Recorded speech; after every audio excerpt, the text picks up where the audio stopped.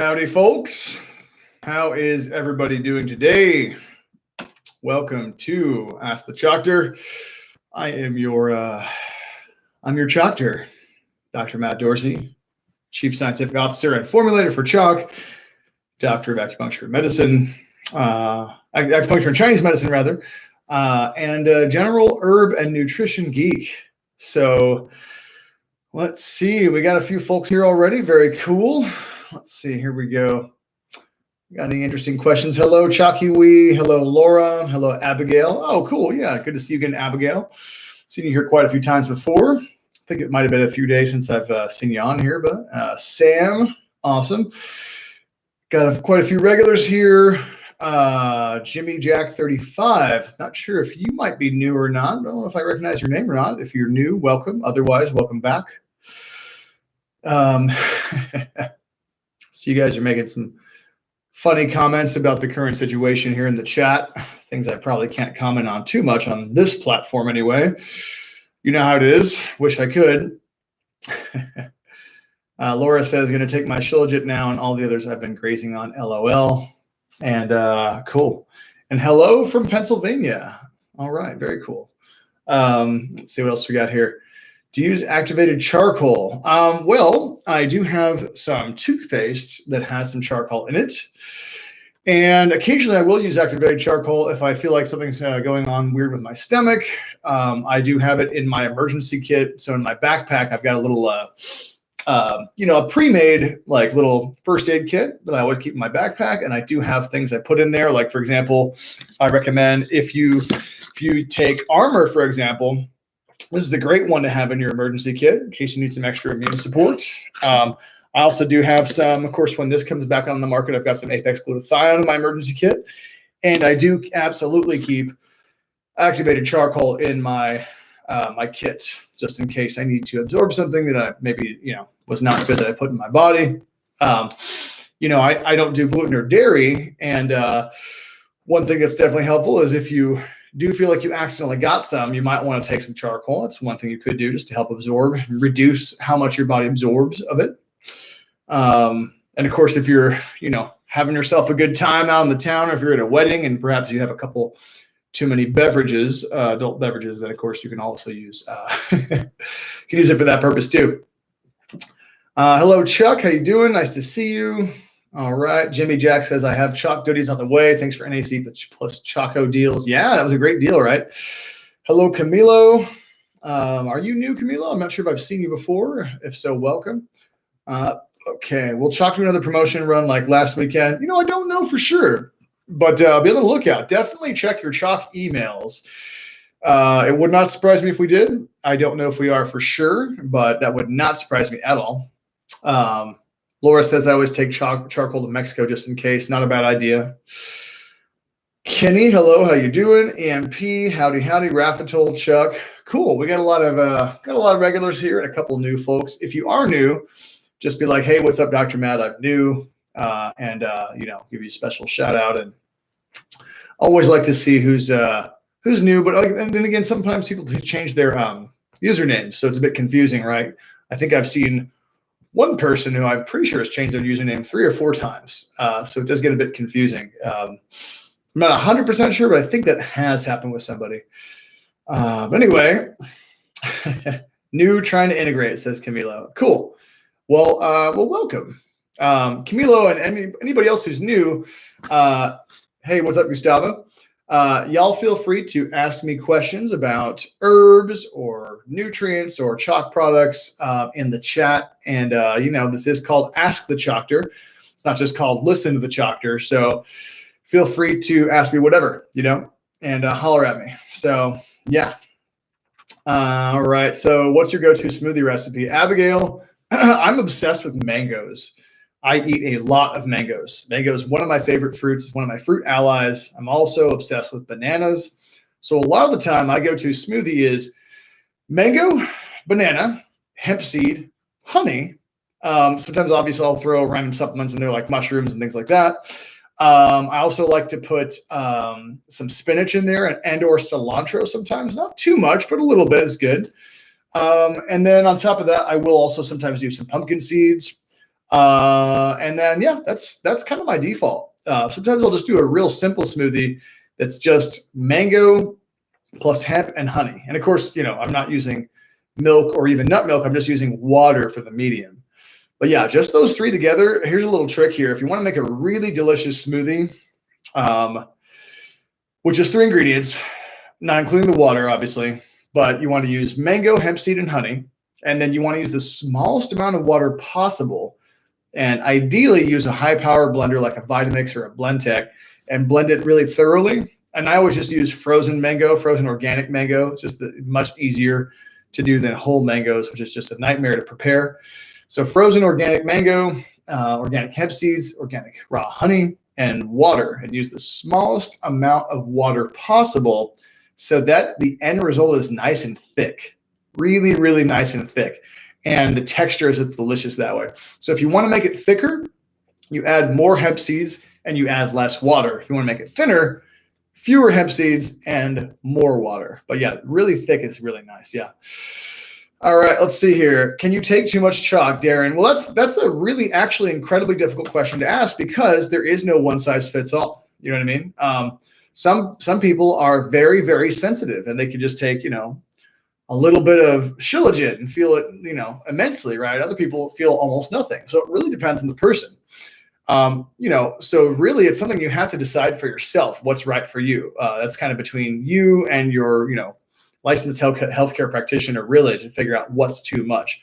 But in general, stick to the labels or stick to the guidelines on the label. So make sure that you're using the directions, right?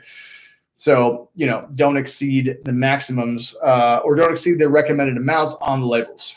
Yeah. All right. So let's see. Laura says, yesterday, my 6-year-old was listening with me. He asked a question he didn't get answered. So if you can tell him why onions make your eyes water. Yeah. Actually, I do recall you asking that at the very end when I was about to go. And to be honest, I don't know the answer to that. I'm pretty sure I've heard the answer to that before.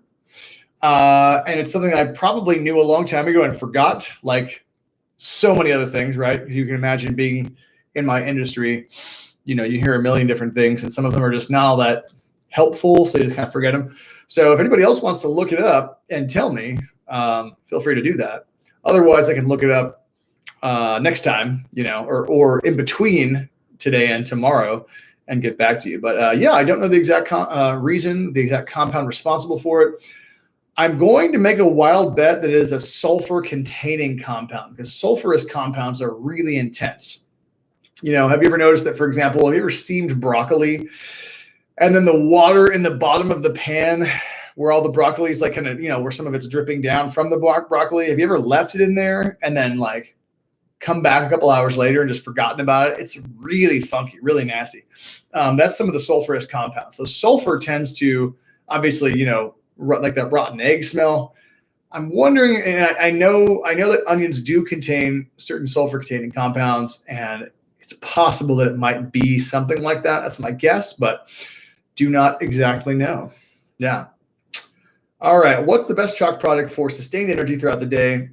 What are the key ingredients in it for that? Raffatol, there is no one best chalk product for that purpose because so many of our products work on energy. So unfortunately, that's not possible to actually give you an answer to that.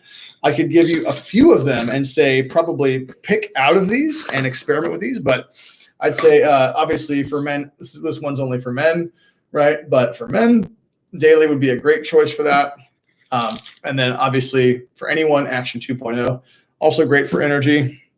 But also, of course, Tomcat, as well as Shilajit, and even Apex glutathione, especially the new version that's coming out in a couple months, definitely great for energy as well. It's got that B6 in there. It's got that folate in there. It's got the B12. It's got the new one has double the amount of jiaogulan as the old one. Jiaogulan's a really cool ginseng-like adaptogen, really cool herb, and great for focus and energy. So, any of those, and really, you're going to get better results when you stack them, and like I've told you guys before, we are working on reintroducing pre-made bundles. So we will have the, certain bundles that will be a little bit better for energy. And yeah, so if you just take one chalk product, is it going to be totally life-changing in terms of energy? Maybe, maybe not. really the best results are going to be from the stacks. And of course, CHOQ cacao beans, obviously all cacao is quite stimulating. Cacao beans are also a good choice as well if you like cacao. Yeah. All right. Someone's asking me if I indulge in medical marijuana. No, that's not legal in Texas. So unfortunately, I do not. And I'm in Texas. So yeah. Phyllis says, hey, Dr. Matt, nice to see you. Nice to see you too, Phyllis. Very cool. Glad to see you here. Chuck says, I take action in the morning, the other 2 with my lunch. I feel energized the rest of the day. Yeah. Action 2.0 is definitely up there. It's one of the main contenders for just excellent sustained energy. Yeah. And I'm really happy that finally we're getting, more and more of these products with the new label. I really love these new labels. I think that the labels are a major upgrade. Really love this really cool supplements facts panel right here. I think that's totally awesome. So very happy with that. All right, what else we got here? Onions produce a chemical irritant known as S-propanethyl S-oxide. Syn-propanethyl S-oxide stimulates the eye's lacrimal glands. They release tears. Interesting. Okay, cool. Yeah. What if we have any other interesting? What if I just look that up really fast here? Let's look that molecule up. All right. Oh, yeah. And guess what? Syn-propanethyl S-oxide is an organosulfur compound, exactly like I predicted. It is a sulfur-based compound. Organic sulfur means, of course, that it also has carbon in it. So I see some oxygen, some carbon, and some hydrogen in here. Yeah. So again, sulfur-based compounds tend to be pretty noxious. They also tend to be very powerful. Yeah. And speaking of things that are powerful, it's only slightly on topic, but I'm going to go ahead and link once again. I'm going to keep promoting this every day to my live stream that I've got planned for Friday of next week, the 19th at 6 p.m. Central. It's called The Dark Side of Keto. And so, yeah, The Dark Side of Keto. It's a 90-minute presentation on the dangers of ketogenic diets. Definitely, I know I'm going to ruffle some feathers on this one, and that's okay. If you like keto, then, maybe just keep an open mind. Obviously it agrees better with some people than others, and definitely can help people lose weight. Ultimately, it's a completely unhealthy diet. And I think I really hope that people are starting to lose interest in it the way that I think they are, because it does a lot of damage, to be frank. But I will be doing a deep dive on everything that's wrong with keto, the dark side of keto, next Friday, November 19th at 6 p.m. Central. I won't repeat everything I said yesterday, but if you want to know, more of a primer, get some sneak previews. I went into a lot of detail, spent a lot of yesterday's transmission, episode 29, talking about keto and all the problems with it. This is going to be, like I said, very in-depth, 90-minute presentation filled with tons and tons and tons of scientific references to back up my point, right? Because I wouldn't do a presentation on something like this without giving you tons of scientific references. And I will also, of course, find some way to link to the references, perhaps by a downloadable PDF or something like that, or maybe in the comments, so that you can look the references up for yourself. And those references will be published around the time that I do the video. They won't be ready beforehand because I'm still putting them all together, right? Finishing that. But yes, the dark side of keto. Fun. Go ahead and go on there if you can. Click that link I just posted. Go on there, give it a thumbs up so people know that there's interest. Share it with your friends. If you have any friends who are keto, they might especially benefit from listening to it. And then also just know that nutrition is not a one size fits all thing. Something like keto is going to agree with some people much better than others. A lot of folks, it does really horrible things to, in my experience, as a clinician and a health coach. And other folks seem to get away with it a little bit better, at least for a little while. It could take years for the negative side effects to really show in a lot of people. But especially in older women, it tends to be a nightmare for most of them. It's really bad. Just again, speaking as someone with clinical experience. But yeah, check that one out. Give it a thumbs up. You can actually have YouTube remind you when it's time. So set a reminder. Just letting you all know about that. All right, let's see here. What else we got? Problem with alkaline living and alkaline foods, blah, blah, blah, blah, blah. Okay, let's get that one. Okay. I'm skip the acidic one. We'll come back to that maybe another time. All right. Looking forward to that episode as I did keto for a year and a half. So Laura, you did keto for a year and a half. Yeah. Laura, I'm wondering also, you said your daughter gave you a loaf of sourdough bread. Nice. Yeah. Well, yeah, Laura, I'm wondering what all happened when you did the keto. Did you have any negative side effects? What was it like going back to regular eating? All that. And I have to mention to you guys, one of the things that's horribly wrong with keto and low carb dieting is that it tends to demonize fruit. And as a clinical nutritionist, I just have to say that fruit is one of the single most healing foods you could ever put in your body. And I just believe that any diet that excludes fruit is horrifically handicapped in terms of its ability to provide health and healing to somebody. You can't just take fruit out of someone's diet. That's absolutely insane. Unless they're allergic to all fruit. That'd be the only case. But other than that, that is the most insane thing I've ever heard of. Fruit is extremely medicinal. When I put fruit back in my diet many years ago, it was nothing short of life-changing. And fruit does not give you diabetes. Eating fruit does not automatically spike your blood sugar. That's not how blood sugar biochemistry works. And I will go into exactly why that is. Now, also, as an herbalist, the reason that I do all this stuff with CHOQ, right? I'm obviously a medical herbalist. I'm obsessed with herbs, right? I put stuff together with just, it's herbs every day. The majority of our products are herbal. We do have some vitamins, minerals, but it's a lot of herbs, right? Now, when I look at, for example, fruits and vegetables, yes, they are food, but they're also herbs in the same sense. They're plants. They have bioactive compounds that support health in many different ways. And for fruits and vegetables, I look at as also sort of healing herbs in a sense, right? They just happen to also provide you calories, and they happen to also be food. But they're, in addition to that, they are in many ways the same. They have various phytochemicals, the same way that ashwagandha has phytochemicals, the same way that safed muesli, like different herbs in CHOQ products, bacopa, they have special phytochemicals. I'm not talking about vitamins and minerals, special phytochemicals in them. Fruits and vegetables do, right?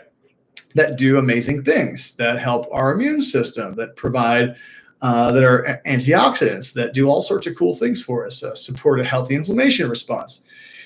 And so really, we need as many plants in our diet as possible. Doesn't mean I'm saying everybody needs to be vegan or anything like that. Doesn't mean you can't eat, some clean meat or whatever. But yeah, we need as many plants in our diet as possible. If you're getting rid of fruit, that is a horrific thing. And our bodies and our brains really need carbohydrates. They really do. If you're cheating yourself out of carbs, the healthy ones, obviously, not the bad ones. If you're cheating yourself out of carbs, not a good thing. Not a good thing at all. So, but yeah, definitely if you want to have your mind blown, if you want to hear a dissenting opinion that says that maybe the whole low carb thing is not a good idea, definitely check out that link I sent. Again, Friday of next week, November 19th, 6 p.m. Central. And of course, if you can't see it then you can always watch it later and share with your friends. Yeah. All right. Looking forward to seeing your dark side of keto. Been on keto diet for 2 years with mixed results. Interesting. Phyllis, tell me a bit more about your mixed results, if you'd like to, if you feel like sharing. You're mentioning that you think you might have some breathing stuff going on. Dang. Okay. I'm sorry to hear that. That's no fun. Chuck says, definitely have mentioned CHOQ to friends and family. Appreciate that, Chuck. Very cool. Very cool. Yeah. And Laura, whether your breathing stuff has anything to do with the diet, who knows, obviously, right? So I won't speculate on that. But, I will say that, if you were to talk to a really good nutritionally informed practitioner, that person might have some feedback on you on that. Also, I will say that so there's different ways to do keto, right? And if somebody insists on doing keto, I can at least coach them on how to do it properly. The way you don't want to do keto is doing tons of beef and cheese and milk and bacon and not enough vegetables. That is the worst possible way to do keto. The best way to do keto is to rely on more plant fats, right? Cleaner meat, and lots of low-carb vegetables. And you do not want to do tons of eggs and tons of dairy. The eggs and the dairy will really get on top of you. They are not good for you, really, in any way. Obviously, eggs do have helpful nutrients in them, but from an inflammatory standpoint and a hormonal standpoint, eggs are a complete nightmare. I would rather people eat beef than eggs, personally. So vegetarians who eat a lot of eggs are actually at a huge disadvantage. Eggs are being discovered as a very problematic food. So for a lot of people, actually. So that's something to know about. Let's see here. All right. What else we got here? I did keto for 6 months. Okay, yeah. Brain cells need less. So this whole idea about your brain cells needing cholesterol from eggs, absolutely false. 100% garbage information. Your body can easily make cholesterol. You do not need dietary cholesterol. Your body can synthesize cholesterol, and in fact, it has to do that all day long. It's a precursor to a bunch of other stuff. So no, you do not have any dietary requirement for cholesterol. You can eat a zero cholesterol diet and be perfectly fine. Any information that says that you need dietary cholesterol for your brain is garbage, total garbage information. Yeah. Now, if you were somebody who somehow lacked the biochemical pathway to produce cholesterol, which I don't even know that's a real thing, that might be a different story. But yeah, I would not recommend eating any part of eggs really ever, or minimizing eggs as much as possible in your diet. I will tell you also, eggs are a giant ball of hormones, naturally occurring hormones. And I'm not saying I'm saying naturally occurring hormones, which means not hormones that have been injected artificially, but hormones that occur naturally in all eggs, no matter how clean that egg is. Those hormones are in there. Now, when you look at the science, and we'll go through some of this, eggs have a huge connection to a certain phenomenon that starts with the C and rhymes with Prancer. In fact, eggs have been shown through research to be more associated with that issue than even processed meats, which are known carcinogens. So personally, I've had a lot of people, most of the women in my family have had that at some point. And so I'm very, very aware of anything that could, contribute to that. So you want to be real careful with eggs. If you're 100% healthy, you got no issues, you might be able to get away with it for a while.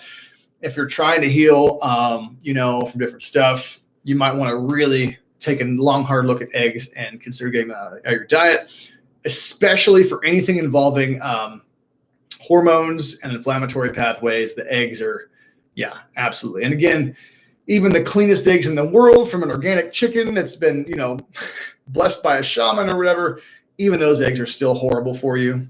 They're better than the artificial ones, the ones that are, factory farm, but they're still not good. Now, eggs, yes, on paper, they look great. They've got folate, choline, DHA, et cetera, et cetera. They look great. They do have some good nutrients in them, but they are not good for you. They really aren't.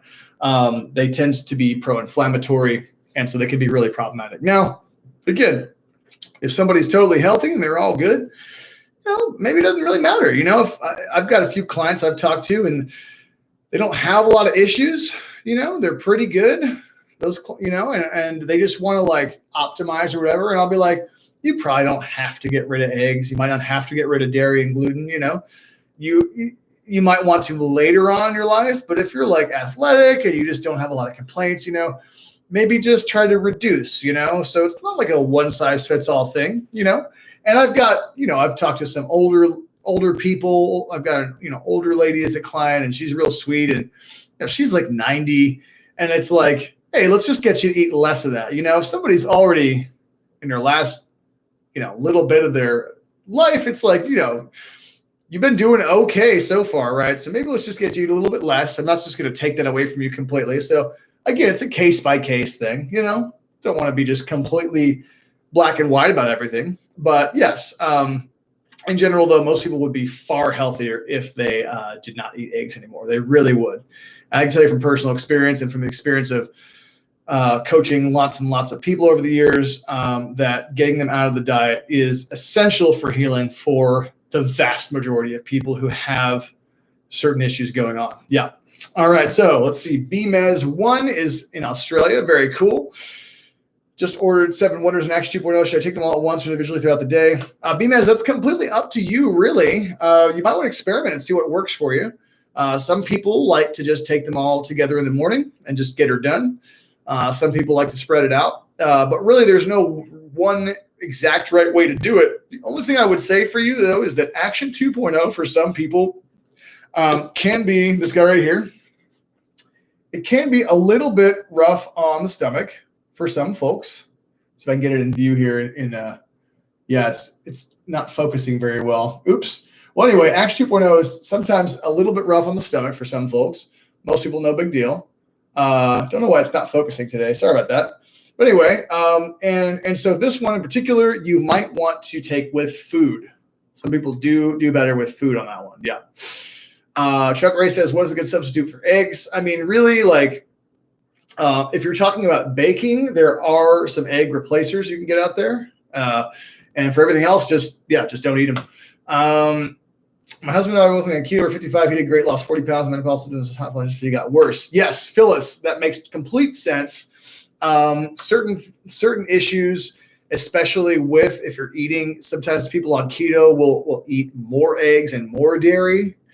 That can contribute to various issues for some folks. And then also just lack of carbohydrates is a nightmare. And again, Phyllis, remember, Phyllis, I said keto is way worse for women than men.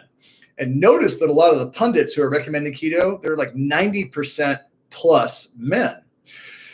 And they're recommending it for men and women, not realizing that keto is horrible for females and that males do much better on it. And just, again, speaking from personal experience, interestingly enough, most of my clients happen to be women. And that's just how it's always been. Women seem to be a little bit more, interested in natural consults and things like that. But I have just noticed that, yes. So it sounds, Phyllis, like, again, like maybe you tolerated it a lot less than your husband did. And that totally makes sense. That jives with my experience. And again, yeah, everybody can lose weight on keto. It's, for sure, it's super duper helpful for losing weight. But I got to tell you guys, I lost almost 50 pounds several years ago. And the way I did it was by eating more carbs, not less. I decreased my fat and I actually increased my carbohydrates, and I lost a ton of weight. And in fact, there's some research I'm going to share with you guys next week for Dark Side of Keto where they actually compared 2 different diets. Now check this out. 2 different diets, the same amount of calories, right? So you add up all the calories, right? So you got two different groups eating the same amount of calories, like let's just say it's 2,000 or 1,800 calories a day or whatever, right? And one diet was more of a keto style diet with tons of fat and very few carbs. The other diet was more of a balanced diet with a lot higher carbs and lower fat, right? Overall, ratio wise, same amount of calories. Guess who lost more weight? Not the keto group. They lost less weight. That's right. Now, part of the weight that people are losing from keto is not fat. So they've done research where they've actually looked at, so they've used a machine called a DEXA scanner, right? And let's see, I'm trying to remember the exact, DEXA stands for, what is it? Something, absorptiometry, something like that. Let me just get that for bone densitometry, bone density scan. So anyway, but okay, dual energy X-ray absorptiometry, DEXA. And a lot of people use DEXA scans for bone, but you can also use similar type technology to basically just look at the exact fat and muscle content in someone's body, right? And so when you get on the scale, you don't know how much of the weight you're losing is from losing fat, right? You just know you're losing weight. So if you do a keto diet, you get on the scale, you're like, wow, I lost 10 pounds in the last 2 weeks. This is amazing. Guess how much of that is muscle that you're losing? Keto is horrible for muscle because you need insulin for muscle growth, and you don't get very much insulin when you're not getting any carbs. So that's part of it, right? So you actually lose muscle. So there's also research I'm going to share next week showing that some of the weight loss that's from keto is actually losing muscle and losing water, and it's not from losing fat. When you actually do a DEXA scan and you can actually speciate the different kinds of tissues that people are, with the weight loss is resulting from losing which tissue, you find out that actually people are losing less fat on keto than a more normal balanced diet with lower amounts of fat in the diet. So in order to compare scientifically weight loss from keto and other diets, you need to use more sophisticated machinery. Losing weight does not mean losing fat. You could be wasting away because your body can take the amino acids from your muscles and it can burn those, can get rid of those. And certainly that has to be accounted for when you're looking at the research. And so, yes, I have seen research, and I will talk about this next week, specifically again on, what are you actually losing when you're doing keto? Of course, you are losing fat, absolutely. But how much of the weight you're losing is actually muscle and water. And I'll post that one more time. There's the link to the dark side of keto. You guys should definitely tune in next week, and any of your keto friends send that to for sure. All right, let's see. Any other interesting questions? You know what? It might be time for my random number generator here. So yeah, let's go ahead and do prize number 1. You guys mostly know the drill. I'm going to start the 1-minute timer right now. Everybody give me a number between 1 and 100. Right now, just one entry only. I need a number between 1 and 100, and whoever is closest to the random number will win prize number 1, which is any CHOQ product. At the end of this timer, I will hit done. I will put done in there, and anyone that comes in after that will not be counted. So if you're away from your computer right now, just run over real quick from the kitchen or wherever you are and type in any number, whatever pops in your head. Use your psychic skills, your psychic shilajit skills to, to try to intuit what that number is. And yeah. And so again, got about 15 seconds left. Try to get that in whenever you can. And almost done here. Hopefully everybody will get them in. And timer is done. So there we go. All right. And our number was 54. So let's just see here. Who is closest to 54? This is pretty close. Got anybody in the 50s? All right. 50. Oh, wow. BC guessed it right on the nose. BC, 54. Very cool. Nice job, BC. That's awesome. All right, BC, you are the official winner. You guessed it right on the nose. So BC, email CHOQ@CHOQ.com. Good old-fashioned CHOQ@CHOQ.com right there. And say you won prize number 1, which is just one of anything. So if you want one of the fancier products that's a little more expensive, like Armor, which is great to have on hand in case you need extra immune system support or whatever, or Action, one of the fancier ones like Action, whatever you want to do. You can do the cacao beans, whatever you like. And stay tuned. We will do prize number 2 in just a little bit here. So yeah, but congratulations, BC. Nice work there. I'm curious if anybody else has, experience with keto. And again, I don't mean to just only rag on keto all day long, but I do have to say I feel pretty passionate about this topic because I've seen it do so much damage. And again, especially for ladies. Men tend to really tolerate it better.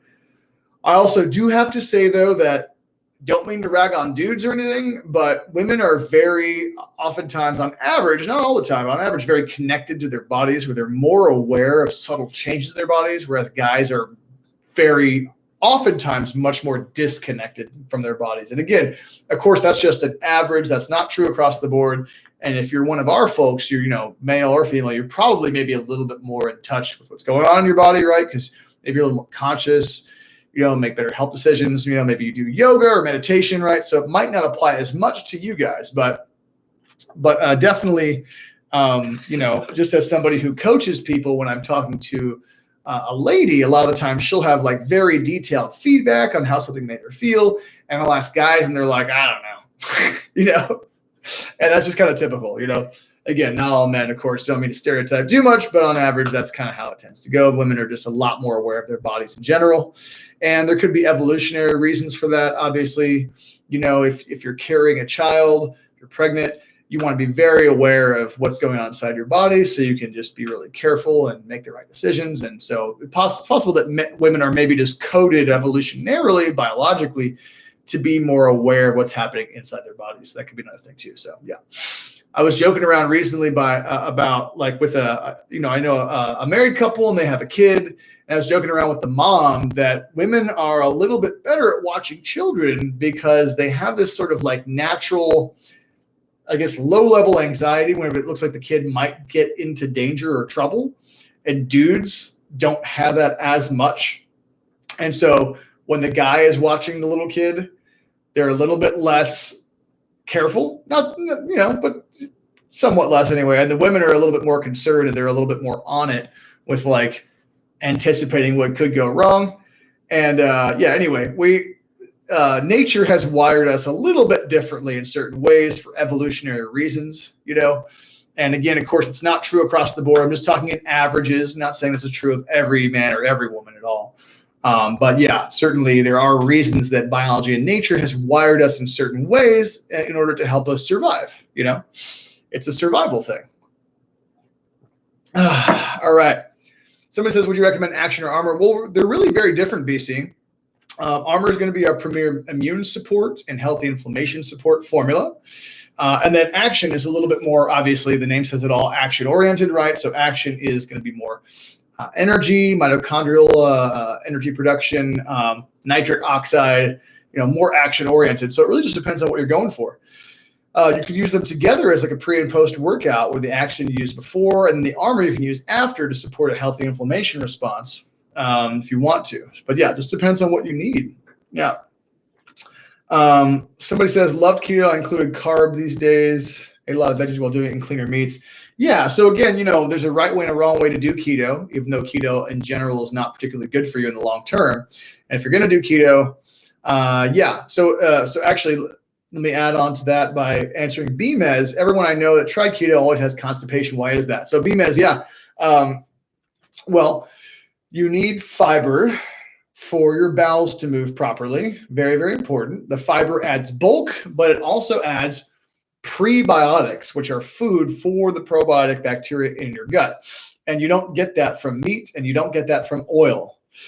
So if you're doing keto right, the better way, you're still having plenty of low carb plants, right? Plants without too many, without too many sugars or starches in them, right? With lower amounts, which still allows you to be in ketosis. And that's a good way to do it. And that will reduce the effects of having constipation. But yeah, people who are not eating enough plants will tend to get constipation for sure. Yeah. All right. Mr. R says, I heard having alkaline food. Oh, yeah, I asked that one earlier. Yeah, we can circle back to that. Almost useless because it becomes acidic from the stomach acid before passing into the intestines. Well, that's a really difficult one to say, to be honest. I've heard so many different things, and I don't know if I've actually heard adequate research that is 100% definitive on that. As far as even measuring alkalinity, there's different ways to interpret that. So KB says, this is your best stream, sir. Awesome. Glad you're digging it. Thanks, man. I appreciate it. Yeah. But yeah, so, whether or not the alkalinity thing is true, it's, I can't say 100% because I've seen so many mixed opinions and not enough definitive research on it. So I'll be honest, part of being a good practitioner and a good, nutrition pundit is admitting when you don't know the answer. And some of these topics are so complex and there's so much conflicting information that I'm still trying to figure them out myself.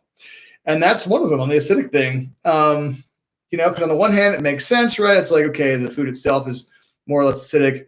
On the other hand, yeah, it goes through so many transformations. It mixes with tons of stomach acid. And then, of course, it gets alkalized again in the small intestine, right? But however, though, is it possible that there are certain compounds that could be affecting pH in different parts of the body in different ways? Possibly, yeah. But yeah, that's a really tough one. So really hard to say. And maybe this whole alkalinity business, maybe it's a metaphor. Maybe it's not saying it's literally making you more alkaline. It could be a metaphor for other things, and it's just been confused from the beginning. So That's really a tough one though. And some of these things, there aren't a lot of there aren't like complete definitive answers. But yeah, always interested in hearing different opinions on it. That's kind of one of those things where like I don't make the alkalizing claim as much because it's unclear how much actual hardcore scientific truth there is to it and how much is just speculation and just kind of hearsay. But many of the things that are alkalizing, that are claimed to be alkalizing, are quite good for you, right? A lot of these, fruits and vegetables, for example, right? But then, of course, you have fruits that are obviously acidic. You have orange or whatever, and the claim is that they're still alkalizing. And there's a weird explanation that biochemically seems very odd for how an acidic fruit can be alkalizing. And I don't think I fully understand why that claim is being made or if it has any reality to it. So, yeah. But yeah, that is a tough one. All right. Do you wear black? Well, I'm wearing black right now. So, yes, I sure do. All right. And you know what? I think it's time to do prize number 2. Let's do it. Yeah, let's wrap this thing up here. So once again, starting my clock, everybody just give me one more number between 1 and 100. Remember, 1 only. Clock is ticking, so get to your computer if it's not around and get that number in if you don't want to get cut off before the timer goes off. So get those numbers in as quickly as you possibly can. Would hate for somebody to, I think that happened, was it yesterday? Somebody guessed a number that would have been the right one, but they got it in too late. And unfortunately, I got to play by my own rules here. So, yeah. All right. 25 seconds left.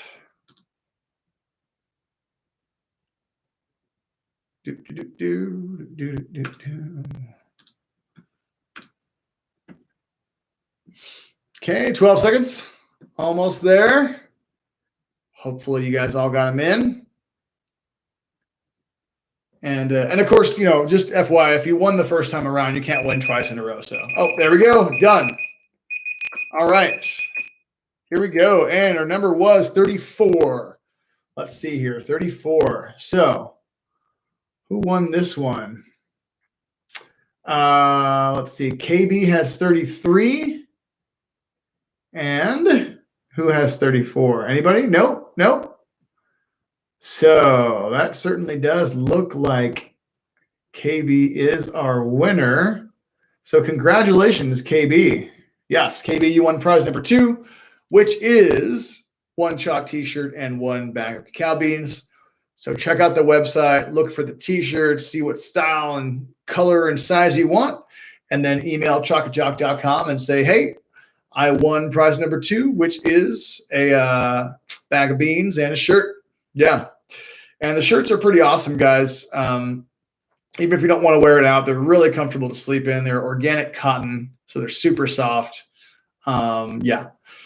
Very nice. Much more premium. I bought a lot of t-shirts that just fall apart after maybe 9 months or something. And these are just much more premium. So, yeah. It's rare to find a t-shirt that's actually made with organic cotton and in the United States. That's very rare. So we went with the most premium option possible on our shirts. Yeah.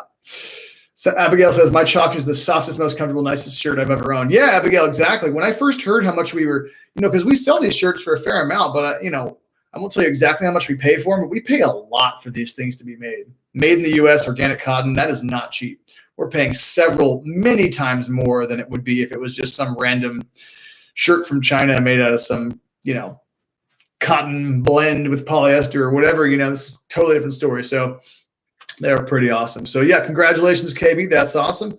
I'm going to be back around the same time tomorrow. So check the CHOQ page. And once again, last time, make sure to check out, I'll link to it one last time here. Make sure to check out the dark side of keto next week. Tell your friends about it. Tell your keto friends.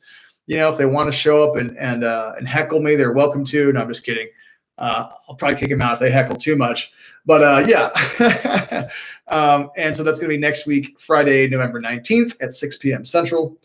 And yeah, man, this is always fun. Great to see so many familiar faces. And I will see you guys very soon. Much love and stay human, of course. Always.